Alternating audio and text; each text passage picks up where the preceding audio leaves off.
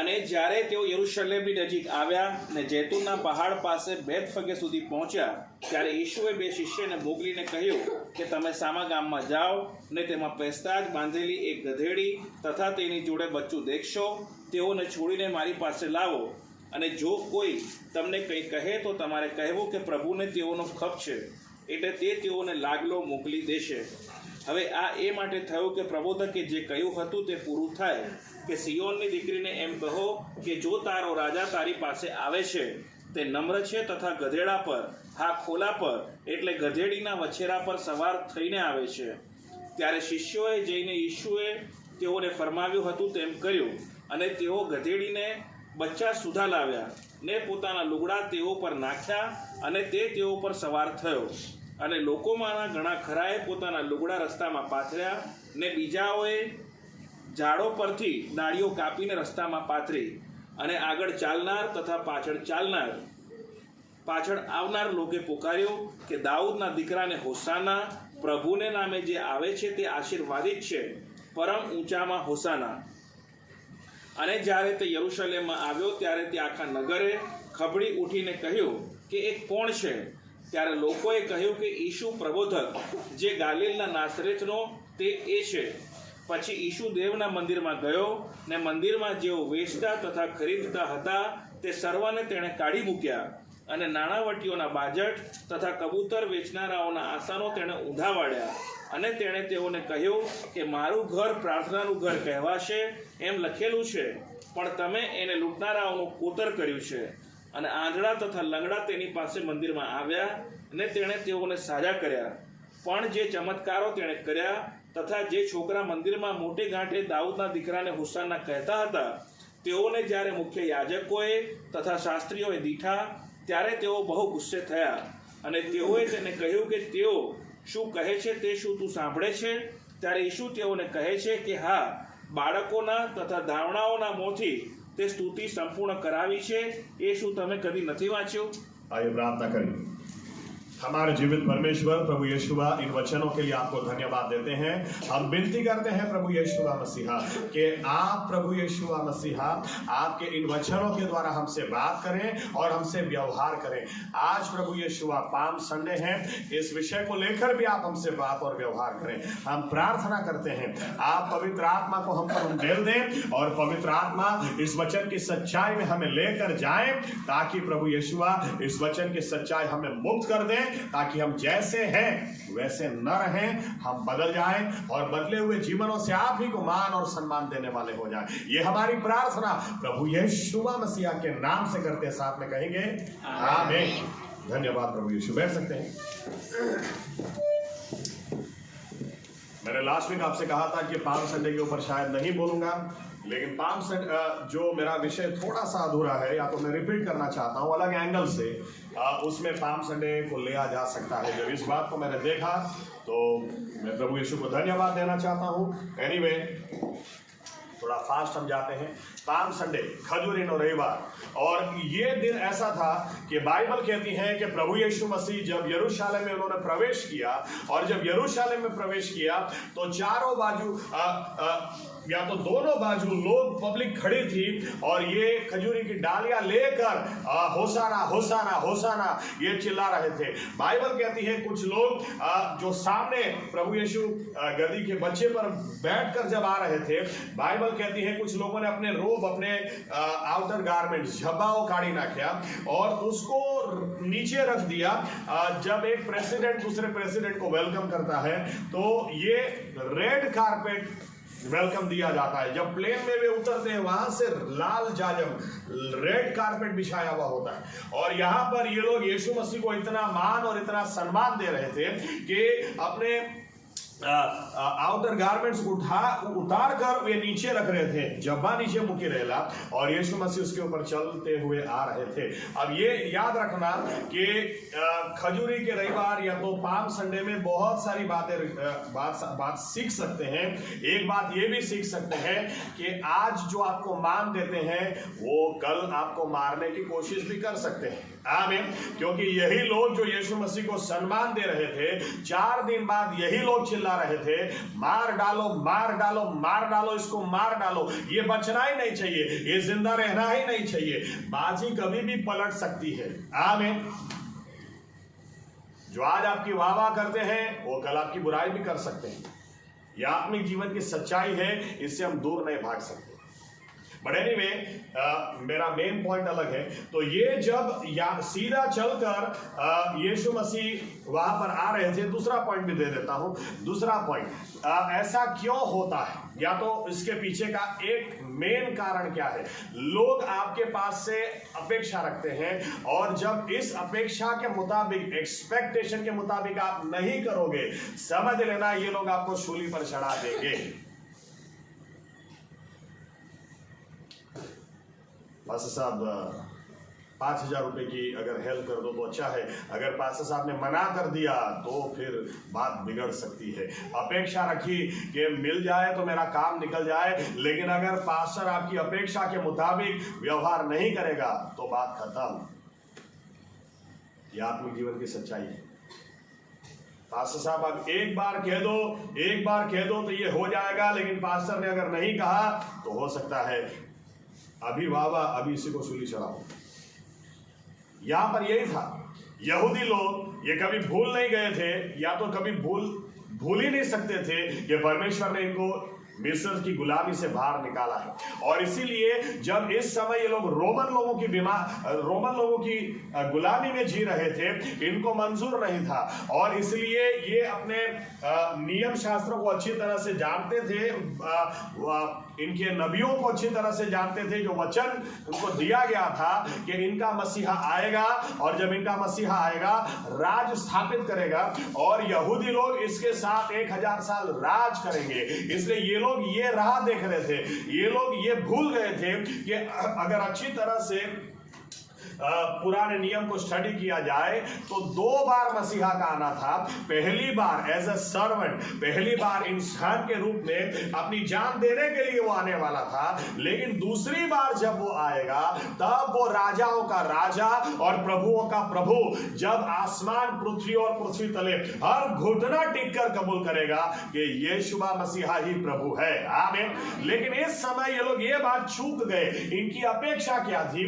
इनकी अपेक्षा थी कि यीशु मसीह अब आए हैं तो इनको मान दो, इनको सम्मान दो। इनकी प्रार्थना से अंधे देखते हैं, इनकी प्रार्थना से मुर्दे जिंदा होते हैं। और यशायाह 35 में वचन दिया गया था, जब तुम्हारा परमेश्वर आएगा तो ऐसे ऐसे चमत्कार होंगे। इसलिए ये लोग कहीं ना कहीं जानते थे यही वो व्यक्ति है, और ये अब सीधा यरूशलेम से रोम जाएगा, और वहां से कैसर जूलियस सीजर, ओके, कैसर उसकी गादी को हटाएगा, उसके राज को खत्म करेगा और खुद अपना राज्य स्थापित करेगा, और हम इसके साथ में 1000 साल राज करेंगे।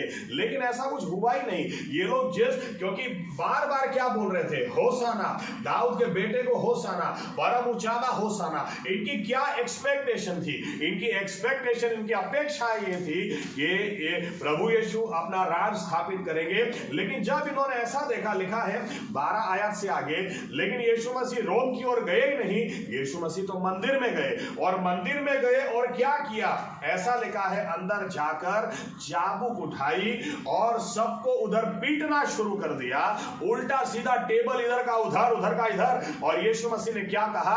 तुमने मेरे बाप के घर को लुटारों का अड्डा बना दिया। वचन में लिखा है, मेरे बाप का घर वो प्रार्थना का घर कहलाया जाएगा। आमीन। जो सोचा था वो तो हुआ ही नहीं। इसको हम आवकार दे रहे थे, ये तो मंदिर में जाकर हमारा ही बिजनेस खत्म कर रहा था। इसने तो इधर सब उल्टा सीधा कर दिया। अपेक्षा के मुताबिक जब नहीं होता है तो गड़बड़ी हो सकती है। लेकिन वो मेरा सब्जेक्ट नहीं, मेरे सब्जेक्ट पे आते हैं। हम कितनी बार चाहते हैं, प्रभु यीशु मुझे चंगाई दे दो, प्रभु यीशु अच्छी नौकरी दे दो, प्रभु यीशु शादी हो गई, इतने साल हो गए, बच्चा नहीं हो रहा। हमारे हर एक के जीवनों में कहीं ना कहीं अधूरी प्रार्थनाएं हैं, ऐसी बातें हैं जो हमको कहीं ना कहीं पीड़ा देती है। आमीन। हमको कहीं ना कहीं ऐसा लगता है, या तो मैं एक स्टेप पीछे जाकर यहां से कहूं कि हम लोग बहुत अच्छे एक्टर्स हैं, इतनी अच्छी एक्टिंग हम लोग कर सकते हैं। फिल्म कलाकारों को शायद 2 बार 3 बार 10 बार रीटेक कर देना पड़ता होगा, हम लोग एक ही बार में अच्छी एक्टिंग कर सकते हैं। कैसा चल रहा है? बहुत अच्छा है। अंदर ही जानते हैं कितना अच्छा चल रहा है। लेकिन कहीं ना कहीं हमको अंदर से होता है, इतनी प्रार्थना करने के बावजूद क्यों नहीं हो रहा, इतने उपवास करने के बावजूद भी क्यों प्रार्थना का जवाब नहीं आ रहा, ये क्यों नहीं हो रहा ना वो क्यों नहीं हो रहा। लेकिन पाम संडे हमको एक अच्छा मैसेज देकर जाता है। पाम संडे हमको ये कहकर जाता है, प्रभु यीशु को सबसे पहले इंटरेस्ट मंदिर को साफ करने में है। उसने ऐसा लिखा है, पहले मंदिर को साफ किया, उसके बाद तुरंत अंधों को रोशनी दी, बीमारों को चंगा किया।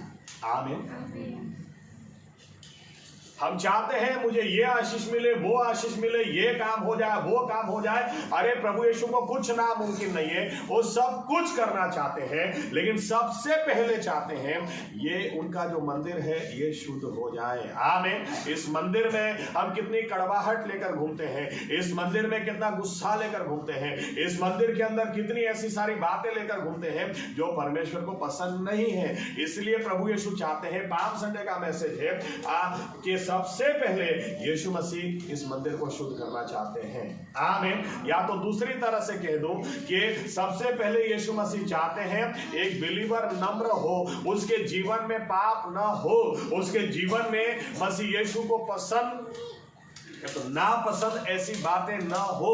पहले ये आता है, इसके बाद दूसरी बातें आती है। बाइबल कहती है पूरा संसार अगर एक व्यक्ति प्राप्त कर ले, फिर भी उसकी आत्मा अगर नाश में जाती है तो क्या लाभ है?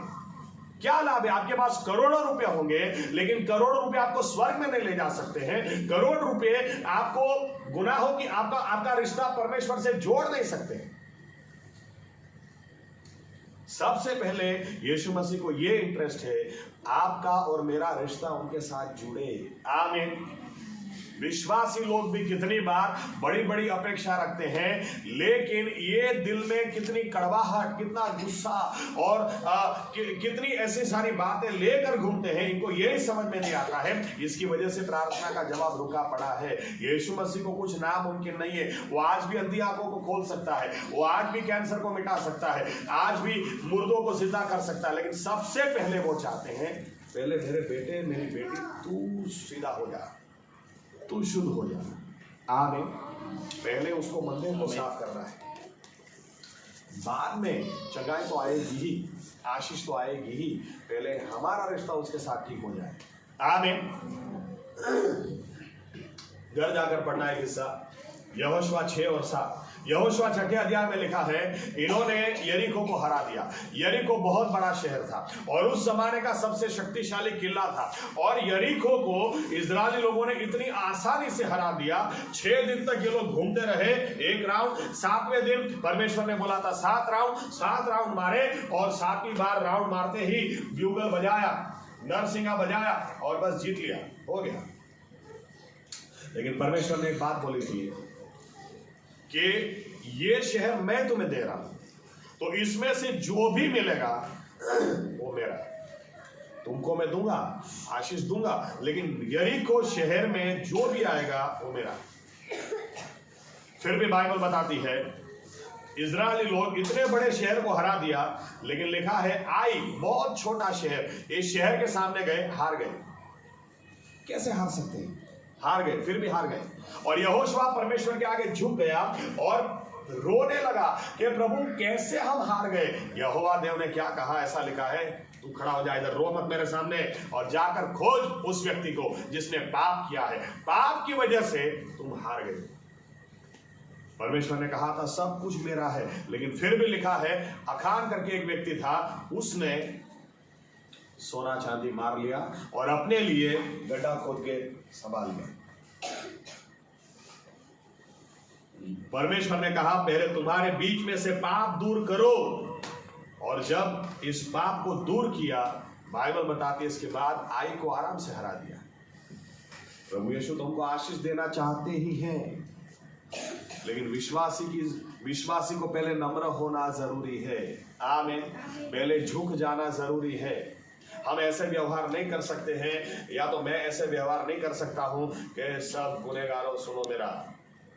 अरे हम अगर बाइबल अच्छी तरह से पढ़ते हैं तो हमारा व्यवहार क्या होना चाहिए, या तो हमारी कबूलात क्या होनी चाहिए पौलुस जैसी। प्रभु पूरी दुनिया गुनहगार है, पूरी दुनिया पापी है, लेकिन सबसे बड़ा है नम्रता हमें होनी ही चाहिए। आमीन आमीन। ये पहला स्टेप है। सबसे पहले अपना रिश्ता परमेश्वर के साथ सुधारो तो सही, सबसे पहले उसके आगे झुक जाओ तो सही। चंगाई के पीछे मत भागो, आशीष के पीछे मत भागो, पहले उसके आगे झुक जाओ। प्रभु यीशु मेरे गुनाहों को माफ करो, पहले उसके साथ रिश्ता सुधारो, उसको उसमें इंटरेस्ट है। आमीन। बाइबल यहां तक कहती है हमको, एक गुनहगार अगर पश्चाताप करता है तो स्वर्ग में आनंद होता है, क्योंकि इसका महत्व स्वर्ग में समझा जाता है। विश्वासी के जीवन में से पाप दूर होगा, चमत्कार यूं यूं यूं होंगे। पाम संडे का यही मैसेज है, सबसे पहले मंदिर को शुद्ध किया जाए। आमीन। क्या नामुमकिन है परमेश्वर। लेकिन दूसरा जो लास्ट संडे का मेरा मैसेज है उसके ऊपर हम जाते हैं, पढ़ते हैं उसको समझने के लिए। 16वीं आयत, इसी अध्याय में 16वीं आयत देखो क्या लिखा है। मत्ती 21 और 16।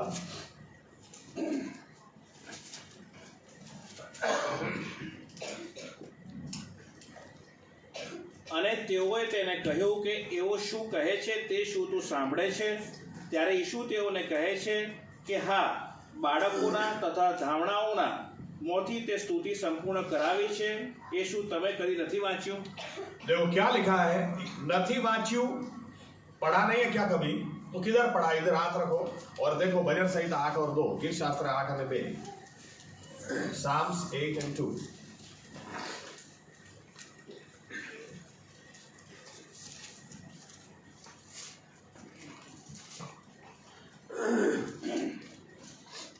તારા શત્રુઓને લીધે તે બાળકોને તથા ધાવણાઓને મોઢે તારું બળ પ્રગટ કર્યું છે કે શત્રુને તથા વેરીને તું શાંત પાડે।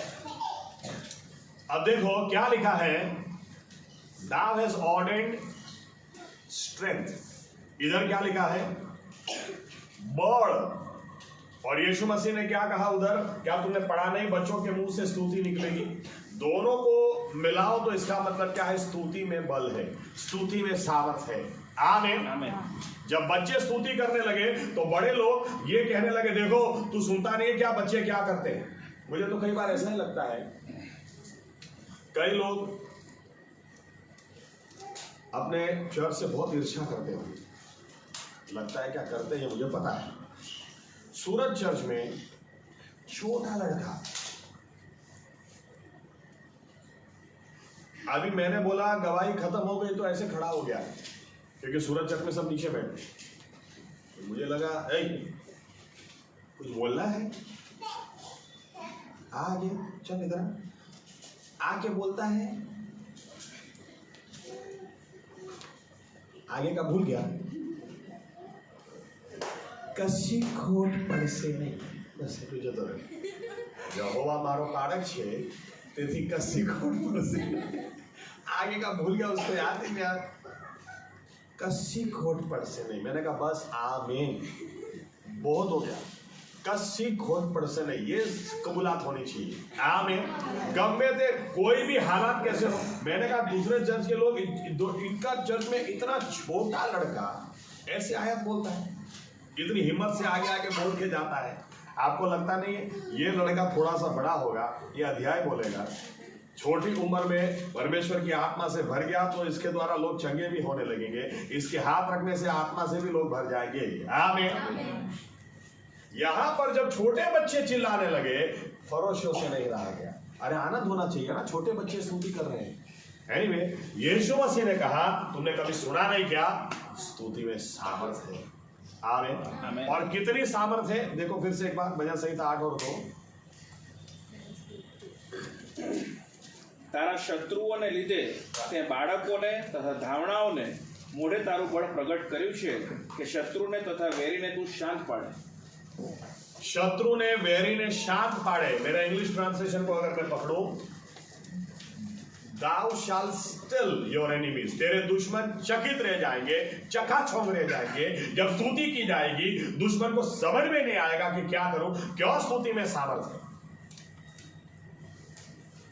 इस बात को ध्यान में रखकर अब देखते हैं फाइनली उत्पत्ति पहला अध्याय 1, 2 और 3 आया. यहां से कुछ समझते हैं.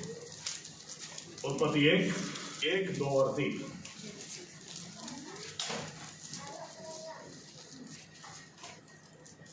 पढ़े तो. આદિએ દેવે આકાશ તથા પૃથ્વી ઉત્પન્ન કર્યા અને પૃથ્વી અસ્ત વ્યસ્ત તથા ખાલી હતી અને જળનિધિ પર અંધારો હતો અને દેવનો આત્મા પાણી પર હાલતો થયો અને દેવે કહ્યું અજવાળું થાવ ને અજવાળું થયું. हालेलुया. देखो क्या लिखा है, 2 और 3 आयत को पकड़ते हैं. ऐसा लिखा है पृथ्वी अस्त व्यस्त थी, खाली थी, कोई जीवन उसमें नहीं था. और आज हम भी विश्वासी, हमारे जीवन में कई सारे हिस्से ऐसे हैं जहां पर अस्त व्यस्त बातें, जीवन नहीं है. और अगर हमको कोई पूछे या तो हमको कोई ऐसा बोले चलो टूर में जाते हैं, 10 दिन की टूर, 1,000 रुपये लगेंगे. अच्छा किधर जाना है? ऐसी जगह जाना है जो अस्त व्यस्त है, खाली है, कोई भी जीवन उधर नहीं है. आपको लगता है कोई 1 रुपया भी देगा? ऐसी जगह देखने कोई नहीं जाएगा. आप कभी कल्पना करो कि अगर किसी दिन हमको इस दूसरी आयत में खड़ा कर दिया जाए कि चलो ऐसी जगह घूमने जाते हैं, हम क्या बोलेंगे? अरे मुफ्त में भी नहीं जाऊंगा, क्योंकि जहां पर जीवन ही नहीं है, जहां पर कुछ है ही नहीं. और अगर कोई हमको यूं पूछेगा कि क्या आपको लगता है इस जगह जीवन आ सकता है, तो भी हम क्या कहेंगे? स्टैम्प पेपर पर लिख के दे सकता हूं, कुछ नहीं हो सकता. कई बार हम लोग भी ऐसा सोचते हैं अपने बारे में, दूसरों को नहीं बताते हैं, लेकिन कई बार अंदर हमको ऐसा लगता है, मुझे नहीं लगता मेरे जीवन में कुछ बड़ा काम हो सकता है, मुझे नहीं लगता ये प्रश्न दूर हो सकता है, मुझे नहीं लगता कोई परिवर्तन आ सकता, मुझे लगता है मुझे इसी समस्या के साथ, इसी निष्फलता के साथ या इसी बात के साथ मुझे जीवन जीना पड़ेगा. मुझे नहीं लगता. यहां तक कि शैतान कई बार लोगों को ऐसे हालात में ले जाता है जहां से ये लोग खुदकुशी करना चाहते हैं, कोई आशा ही नहीं. ये ऐसी हालत है अस्त व्यस्त. लेकिन हम देखते हैं कि यही पृथ्वी आज कितनी सुंदर है. आमीन. आज इतनी सुंदर है, लोग पैसा खर्चा करके देखने जाते हैं. गोवा ऐसे कोई घूमने नहीं जाता. मैंने जैसे आपको पहले कहा, मुफ्त में भी नहीं जाओगे. जहां पर जीवन ही नहीं है, जहां पर कुछ भी नहीं है, आपको ऐसा बोले चलो कमाटी बाग चलते हैं, देखने जाते हैं, सब गुलाब सब फूल ये लोग ने निकाल दिए, चलो देखने जाते हैं. कोई जाएगा?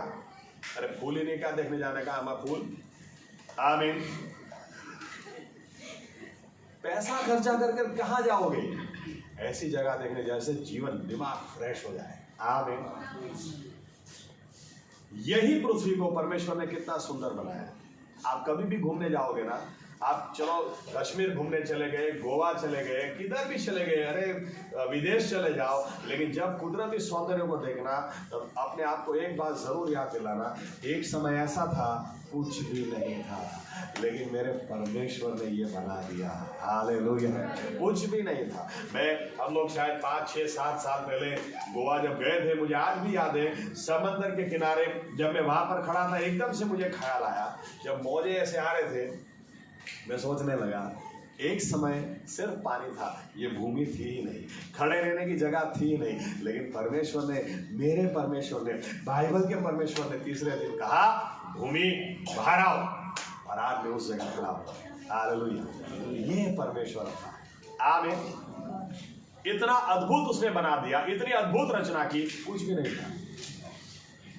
अगर एक पृथ्वी के साथ अस्त व्यस्त जीवन नहीं, आशा नहीं, उसको परमेश्वर इतना सुंदर बना सकता है, तो आप और हम याद रखें उसकी प्रतिमा में बने हुए लोग. आमीन. हम जैसे तैसे लोग नहीं, तो हमारे साथ वो क्या नहीं कर सकता. लेकिन यहां से 3 नियम आपको मैं दे देता हूं फटाफट। इन नियमों को अगर हम फॉलो करें तो हमारे जीवन भी सुंदर हो सकते हैं, अभिषिक्त हो सकते हैं, आशीषित हो सकते हैं। आमीन। आज हमको लगता है कुछ नहीं हो सकता, लेकिन कल वही जीवन इतनी आशीष से भरा होगा कि हमको भी आश्चर्य होगा और दूसरे लोग देखकर कहेंगे ये वही है क्या। चाबी देता हूं सबसे पहली, जो मैंने ऑलरेडी दे दी। यहां पर ऐसा लिखा है पृथ्वी अस्त थी, जीवन नहीं था, कुछ भी नहीं था, लेकिन ऐसा लिखा है लेकिन उस पर परमेश्वर की उपस्थिति उतर आई। आमीन। एक विश्वासी के जीवन में परमेश्वर की उपस्थिति होनी चाहिए। कितना भी अस्वस्थ क्यों ना हो, कितना भी कुछ नहीं हो सकता, ये हो नहीं सकता, ऐसा क्यों ना लगे, लेकिन परमेश्वर की उपस्थिति होनी चाहिए। आमीन। और परमेश्वर की उपस्थिति 2 रीति से आएगी। सबसे पहले जो हमने देखा, सबसे पहले नम्रता होनी चाहिए। सबसे पहले आप झुक जाओ उसके आगे, और सबसे पहले आप अपने गुनाहों को उसके आगे कबूल करो। आमीन। आज क्या समय हो गया पता है?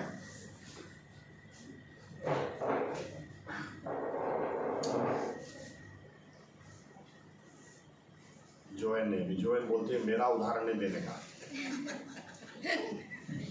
सृष्टि को पकड़ते। मिलिंद भाई मुझे बोले अच्छा साहब, सृष्टि इतनी बंडखोर हो गई है, हमारा कुछ सुनती नहीं है। और आजकल के पास्टर और सेवक लोग क्या बोलते हैं पता है? कोई कर ही नहीं, किसी ने कुछ खिला दिया है, किसी ने कुछ पिला दिया है। ये बकवास हर जगह चल रहा है। इसने खिला दिया ना उसने पिला दिया। सेवक लोग भी ये कर रहे हैं। अभी हाल ही में एक लड़की सीरियस है, अमेरिका से एक सेवक फोन करके बोलता है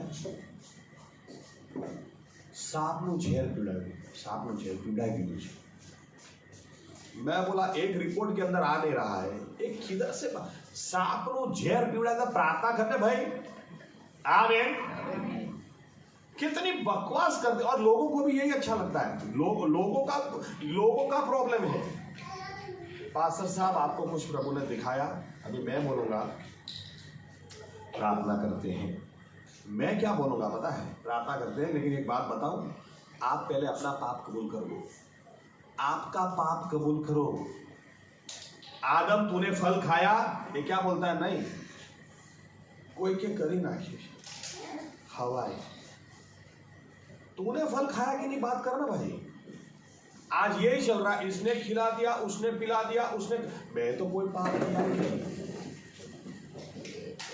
अरे आपका पाप कबूल करो। आमीन।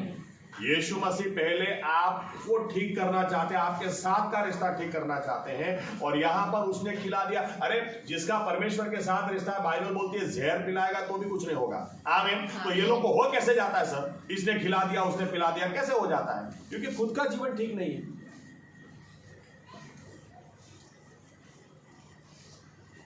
सांप का जहर पिला दिया। अरे सीधी बात करो, पाप कबूल कर, जो पाप किया ना उसको पश्चाताप कर। आमीन। जहर की असर भी परमेश्वर निकाल देगा। सबसे पहली बात, किसी और पर उंगली नहीं उठानी, पहले मुझे नम्र होना है। प्रभु यीशुआ मुझे क्षमा करो, मेरे पाप मुझे आप माफ करो, ताकि मेरा रिश्ता परमेश्वर के साथ जुड़ जाए। आमीन। आमीन। आप नहीं मानेंगे, ये इतनी सिंपल बात है, लेकिन फिर भी लोगों से नहीं होती। लेकिन आप जब झुक जाते ना, परमेश्वर की उपस्थिति उतर आती है। आमीन। दूसरा, जब आप स्तुति करते हैं, प्रशंसा करते हैं, तब परमेश्वर की उपस्थिति उतर आती है। देखो बाइबल पढ़ते हैं, क्या लिखा है? भजन संहिता 22 और 3 क्या कहती है? Psalms 22:3।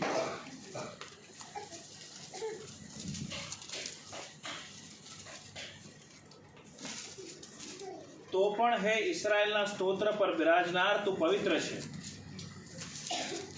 Thou art enthroned on the praises of your people, Israelites. परमेश्वर की उपस्थिति कहाँ मिलेगी? जहाँ उसकी स्तुति है। आमीन। तो सबसे पहली बात क्या है, अस्त व्यस्त जीवन है जरूर, बंधनों में जीवन है जरूर, लेकिन पहले आप झुक जाओ, पहले उसके आगे आप नम्र होकर अपने गुनाहों को कबूल करो। परमेश्वर की उपस्थिति उससे भी आएगी, लेकिन साथ में आप उसकी स्तुति करना सीखो। लोग शैतान ने उल्टा सिखा के रखा है कि मेरा मूड नहीं है, क्या स्तुति करूं, मेरे जीवन में कुछ काम नहीं होता, क्या स्तुति करूं, मेरी प्रार्थना का जवाब नहीं आता, क्या स्तुति करूं। अभी आपने कभी भी ऐसा देखा क्या? कई लोग तो यहां तक बोलेंगे रो रो कर प्रार्थना की फिर भी कुछ नहीं होता, उपवास किए फिर भी कुछ नहीं होता, यरूशलेम की टूर मार दी फिर भी कुछ नहीं होता। अरे आपने कभी कोई ऐसा व्यक्ति देखा जो बिना फोन उठाए, हाँ डेले शाम को क्या खाने का प्रोग्राम है?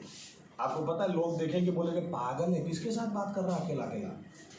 आजकल तो देखना पड़ता है, ऐसे कोई बोल रहा तो देखना पड़ता है कान में कुछ, अब तो ईयरबड्स लगाते लोग, तो कुछ है तो नहीं, फिर इधर भी कुछ नहीं, इधर भी पागल है, अकेला अकेला बात कर रहा है। अरे पहले आप फोन उठाओ, लॉक खोलो, फोन नंबर निकालो, डायल करो, सामने वाला उठाएगा फिर बात करो। आमीन।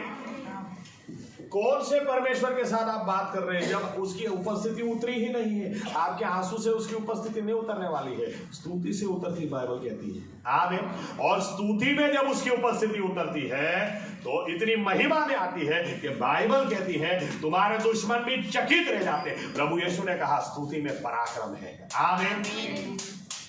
पृथ्वी कितनी अस्त-व्यस्त क्यों ना थी, लेकिन उसके ऊपर परमेश्वर की उपस्थिति उतर आई। आज हमें कुछ जरूरत है तो परमेश्वर की उपस्थिति की जरूरत है। आपके घर के अंदर गीत बजने चाहिए, स्तुति के गीत बजाओ, खाली बजाओ मत, आप भी साथ में गाओ। आमीन। परमेश्वर का मंदिर आपको, इस मंदिर में पता नहीं क्या क्या बजता है, स्तुति बजनी चाहिए। आमीन। वहां पर परमेश्वर की उपस्थिति उतर आएगी। आमीन। सबसे पहले यही तो चाहिए।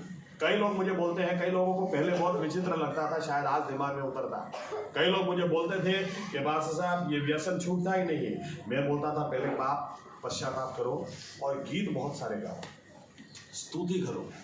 अरे किधर से? अरे स्तुति करेंगे ना तो परमेश्वर की उपस्थिति उतर आएगी, और जब परमेश्वर की उपस्थिति उतरती है वहां पर जंजीरें टूटती हैं। आमीन। वहां पर स्वभाव बदलते हैं, वहां पर दुष्ट आत्माएं निकल जाती हैं, वहां पर सोच बदलती है। पौलुस और सिलास को जंजीरों से बांध दिया था और कितना पीटा और कितना मारा था, लेकिन बाइबल बताती है रात को उन्होंने प्रार्थना की और लिखा है स्तुति की, और जब स्तुति करते हैं परमेश्वर की उपस्थिति उतर ही आती है। आमीन। कितनी ही अस्त-व्यस्त परिस्थिति क्यों ना लगे, लेकिन बाइबल कहती है जब परमेश्वर की उपस्थिति उतर आई जंजीरें टूट गई, ये छूट गए। और सभी लोगों ने जब इस बात को खुद देखा, खुद अनुभव किया, जिस आदमी ने मारा था उसने और उसके परिवार ने यीशु मसीह को जीवन दिया।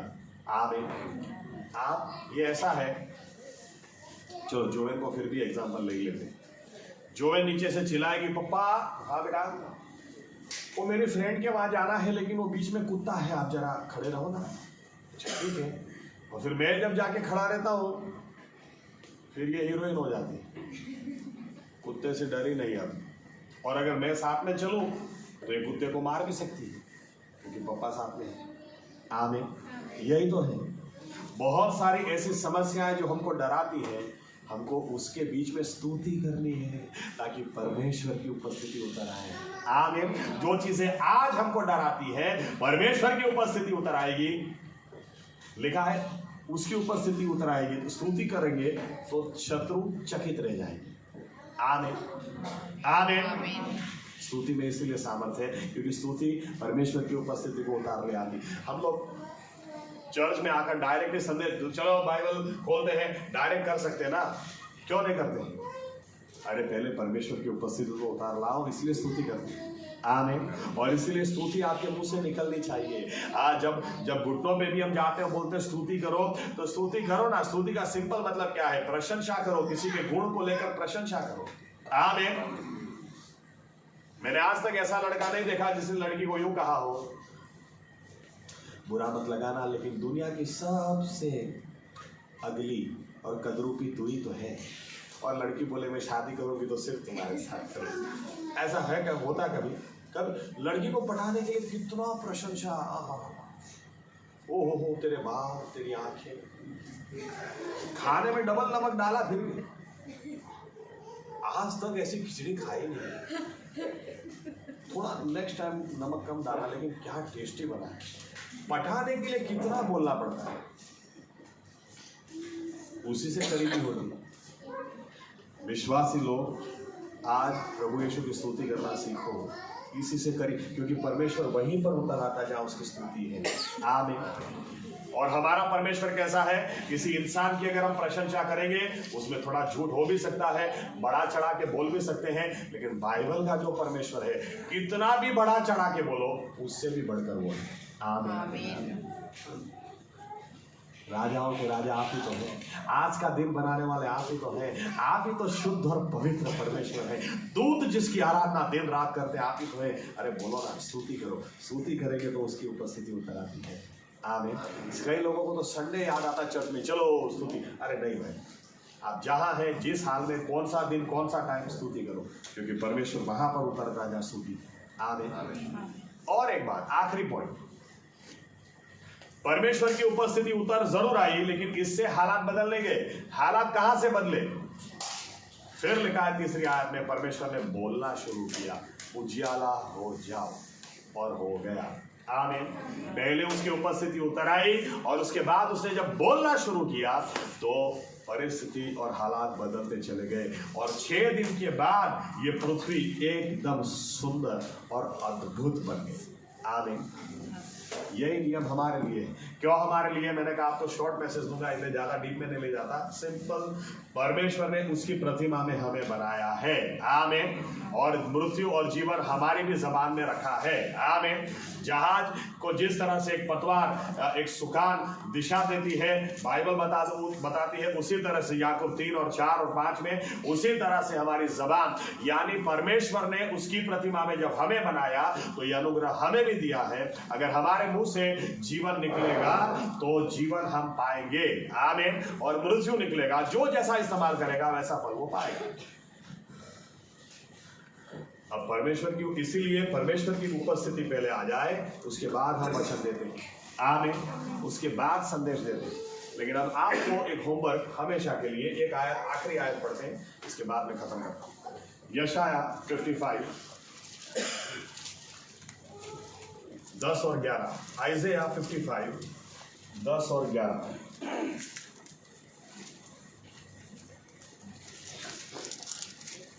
જેમ વરસાદ તથા હિમ આકાશથી પડે છે અને ભૂમિને સિંચ્યા વિના ને તેને સફળ તથા ફળદ્રુપ કર્યા વિના તથા વાવનારને અનાજ તથા ખાનારને અન્ન આપ્યા વિના ત્યાં પાછા ફરતા નથી, તે પ્રમાણે મારું વચન જે મારા મુખમાંથી નીકળ્યું છે તે સફળ થશે। મેં જે ચાહ્યું છે તે કર્યા વિના ને જે હેતુથી મેં તેને મોકલ્યું હતું તેમાં સફળ થયા વિના તે ફોકટ મારી પાસે પાછું વળશે નહીં।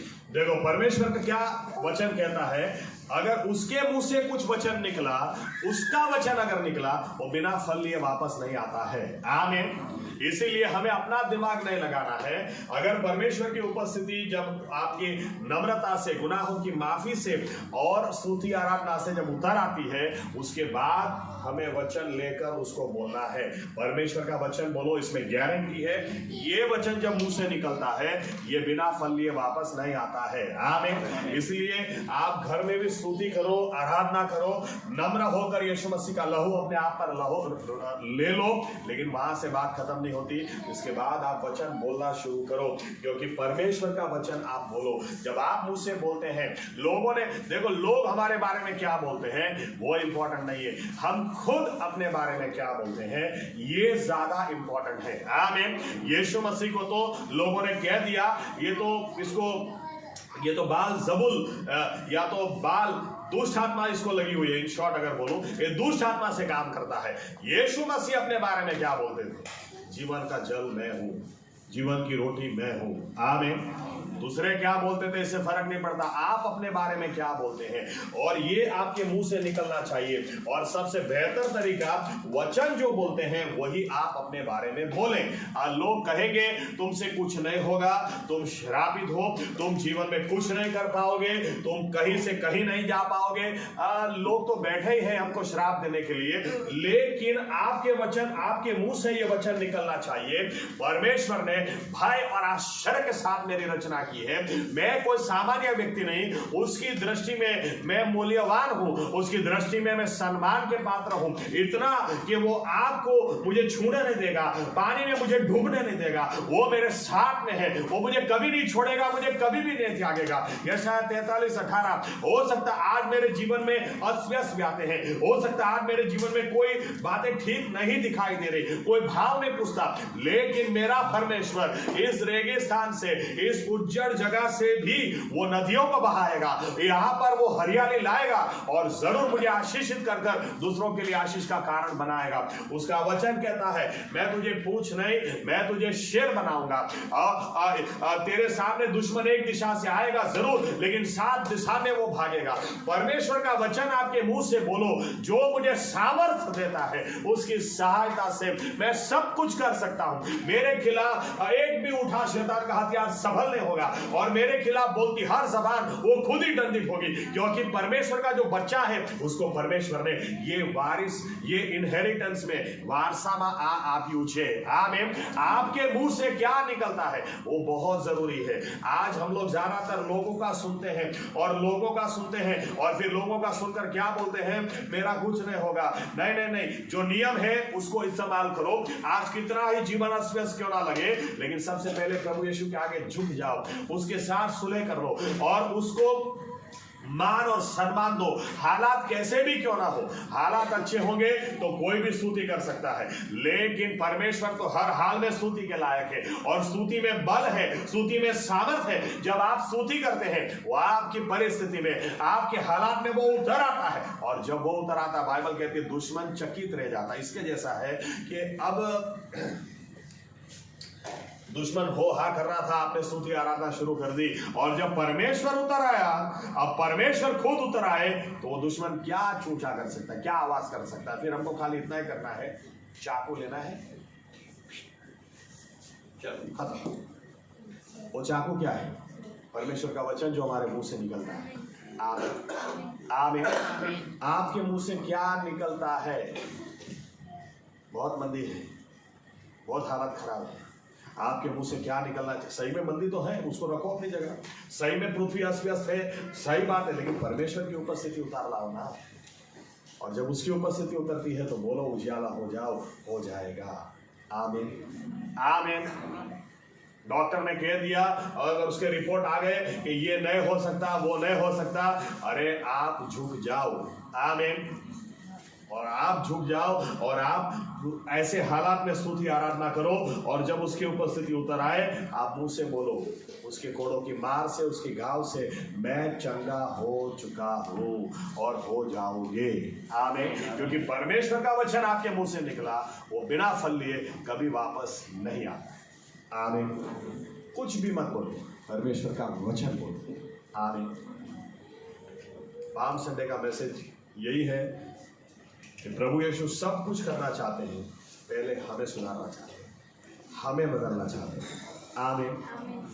और लायन और हाइनास के विषय को मैं यहाँ पर इस तरह से खत्म करता हूँ। मैं वीडियो में देख रहा था एक सीन, और आसपास 30 हाइनास थे। 30 हाइनास मिलकर भी एक सी को हरा नहीं पाया। 30 हाइनास किसको बोलते हैं? क्योंकि सी को आखिरी तक याद था कि वो सी है। आमीन। आमीन। आपको याद होना चाहिए आप कौन है, मसीह यीशु में आप कौन है। आपके मुंह से जो वचन कहता है वो बात को निकाले। ऑर्डर हमेशा याद रखें। ओके, आखिरी बात, अगर आप इस ऑर्डर में नहीं जाते हैं, पहला आप नम्र हो जाए, फिर आप स्तुति आराधना करें और फिर कबूलात करें। अगर आप इस ऑर्डर में नहीं जाते हैं तो गड़बड़ी हो सकती है। अगर डायरेक्ट ही मैं वचन उठाकर बोलना शुरू कर दूं मेरे जीवन में अभी भी पाप है, नम्रता है ही नहीं, और फिर मैं बोलना शुरू कर दूं मेरे को तो परमेश्वर ने भय के साथ और आश्चर्य के साथ बनाया है, होगा क्या पता है? मुझे धीरे धीरे दूसरे लोग, अरे मैं बहुत स्पेशल हूं, दूसरे लोग मुझे बहुत नीचे दिखाई देंगे। गवाही तो मेरे पास है, इनके पास किधर गवाही है? प्रार्थना तो मैं ही करता हूं, ये किधर करते हैं? बाइबल तो मैं ही पढ़ता हूं, ये किधर पढ़? दूसरे लोगों को आप नीचे देखने लगोगे। लेकिन हमारी अगर आत्मिक जीवन सुलभता रखना चाहते हैं, सबसे पहले हमारी यही स्टेप है, सबसे पहले हम नम्र हो जाए। प्रभु यीशु, सारी दुनिया गुनहगार है, मैं नम्र हूं, सबसे बड़ा गुनहगार तो मैं ही हूं, प्रभु मुझे क्षमा। आमीन। उसके साथ रिश्ता जोड़ो, गहरा करो, और फिर उसकी स्तुति करना सीखो, उसको मान सम्मान देना, हर हाल में स्तुति करो, कैसे भी हालात क्यों ना हो, फिर भी स्तुति करो। स्तुति करने से उसकी उपस्थिति उतर आएगी। एक नहीं, बहुत सारे उदाहरण है बाइबल में, लेकिन मैंने लिखा था। घर जाकर आप दूसरा इतिहास बीजों काटू तक 20वां अध्याय भी पढ़ ले। लिखा है 3 बाजू से यहूदा के लोग घेर चुके थे, लेकिन उन्होंने स्तुति की, और जब स्तुति की, परमेश्वर की उपस्थिति इस तरह से उतर आई, दुश्मन इतना कंफ्यूज हो गया, अंदर ही एक दूसरे को मार दिया। ये लोग लिखा है जब वहां पर गए, एक भी दुश्मन जिंदा नहीं, क्योंकि परमेश्वर की उपस्थिति जब उतरती है, फिर शैतान वो तब तक दादागिरी कर सकता है जब तक परमेश्वर आपके साथ नहीं है। लेकिन जब आप झुक जाते हैं, नम्र हो जाते हैं और स्तुति आराधना करते हैं, प्रभु यीशु की हाजिरी उतर आती है। आमीन।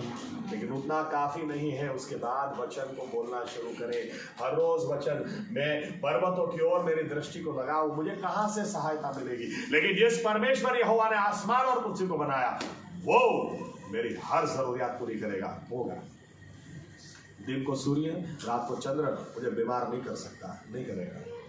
आमीन। मैं घर में हो या बाहर जाऊं, वो मेरी आत्मा की रखवाली करेगा। आप बोलो, वो करेगा। आमीन। एक हाथ 1000, एक हाथ 10,000 गिरते मैं देखूंगा, लेकिन बरकी बीमारी समस्या मेरे घर के नजदीक नहीं आएंगी, नहीं आएंगी। आमीन। आप बोलो। लेकिन ये ऑर्डर आप संभालो। कितने ही प्रश्न आपको घेरे होंगे, कितने हायनास घेरे होंगे, लेकिन सब भाग जाएंगे, क्योंकि जब सिंह दहाड़ता है, फिर हायनास टिकते नहीं। आमीन। और प्रभु यीशु हमारे साथ में। आइए अपनी जगह खड़े हो।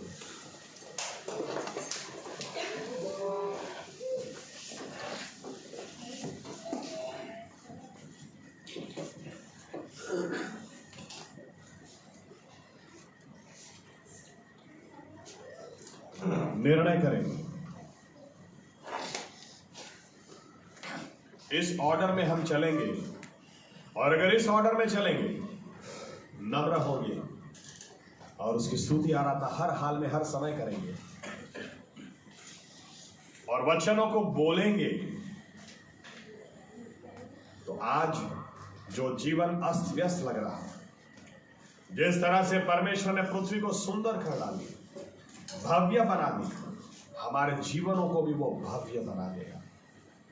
अद्भुत। आज जो कोई देखना नहीं चाह रहा, कल लोग देखने के लिए आएंगे, सुनने के लिए आएंगे।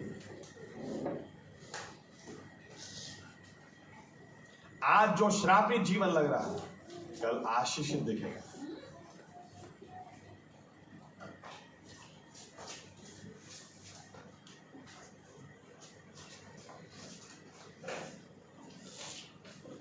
प्रभु यीशु का मसीहा,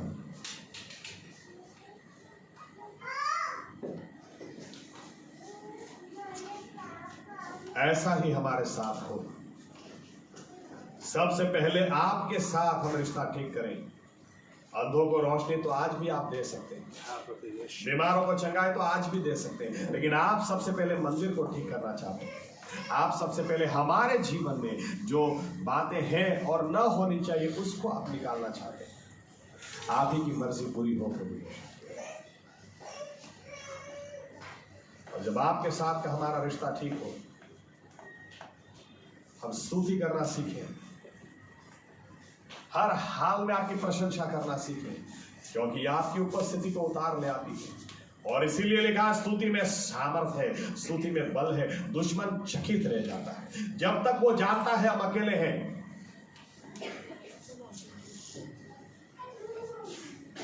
वो उछल कूद कर सकता है, लेकिन जब परमेश्वर की उपस्थिति उतर आती है वो कुछ नहीं कर सकता। और उसके बाद हम वचनों को बोलें, वचनों को बोलना सीखें।